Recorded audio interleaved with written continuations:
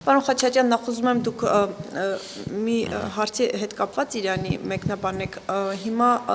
ըստ ձեզ Հայաստանը հոգևոր առաջնորդի եւ մյուս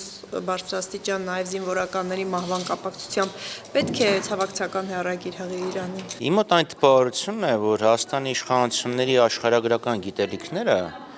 չեմ խոսում աշխարհաքաղաքական, իսպառ ցնդեն են, ոդս են ցնդել կամ կարկանդակի եւ ուրեմն եգիպտացորենի հետ կերվել են։ Այն տպավորությունն է, որ Հայաստանից մի 100 մետր հարավ ոչի բան տեղի չի ունենում։ Որևէ արձագանք չկա, որևէ դիրքորոշում չկա։ Ես չգիտեմ արդյոք Հայաստանի իշխանությունները ինչ որ ծրագրավորում իրականացրել են, եթե օրինակ սահմանը երկար ժամանակ փակ լինի, ինչ ազդեցություն դա կունենա մեր տնտեսության վրա, եթե հազարավոր փախստականներ Հայաստան գան, ինչ ազդեցություն դա կունենա Հայաստանի վրա։ Մարդիկ ամեն ինչ թողած իրենց վերընտրության հարցերով են զբաղվում։ Գոնե հեռագիրը ասենք հետո անցնենք։ Նախ հեռագրի եւ մնացած այդ կապված առնվազն պետք է արձագանքել տասնյակ, եթե ոչ հարյուրավոր մարդիկ են զոհվել։ Եղբայրական բարեկամական Իրանի ժողովրդին պետք է նաև վերաբերմունք ցույց տալ եւ ցավակցություն հայտնել։ Այնտեղ մենք ունենք նաև հայկական համայնք, մեծ եւ ես չգիտեմ հայկական համայնքի հետ կապված այդ մարդկանց անվտանգության հետ կապված ինչ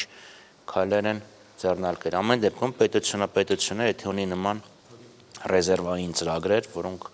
պետք է կյանքի կոչեն, երբ իրավիճակը ուղղակի ստանդարտից շեղվում է։ Պարոն Խաչատյան, բայց ձեր ասած ցավակցական հեռագիրը ընդհանուր առմամբ փղվել է, այսինքն անվտանգության խորհրդի նիստում այդ նախադասությունը կար, բայց այստեղ խոսքը հոգևոր առաջնորդի եւ կոնկրետ մյուս զինվորականների սպանության վերաբերյալ է,